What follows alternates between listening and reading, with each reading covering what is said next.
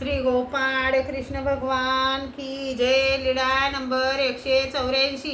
नाथोबाने आणलेल्या दुधाचे स्पष्टीकरण। नाथोबा शिंदोडे गव्हाणाहून दूध आणायचे.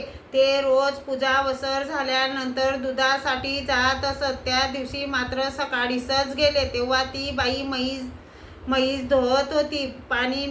पाणी मिसळायला तिला संधीच मिळाली नाही. म्हैस धुतली. तसेच निर्भळ दूध तिने नाथोबाला दिले, पण निर्भेळ असल्याने रोजच्या पेक्षा कमी प्रमाणात दिले. नाथोबा घेऊन आले. बाईसाच्या हातात दिले.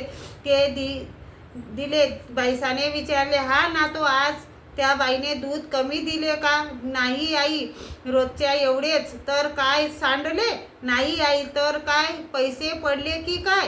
नाही आई, तर पोरा काय केले? आज दूध कमी का? सर्वज्ञ म्हणाले, बाई हा दररोज उशिरा जात असे तेव्हा ती आधीच दुधात पाणी मिसळायची. आज तो सकाळीच गेला. तिला पाणी मिसळायला वेळच मिळाला नाही म्हणून थोडे दूध कमी दिले. बाईसा म्हणाले, हे काय बाबा, ती पाणी का मिसळेल? मग सर्वज्ञ नाथोबास म्हणाले, उगे असा गा मंडळी का जीवा काही परिहारू असे। श्री गोपाळ कृष्ण भगवान की जय।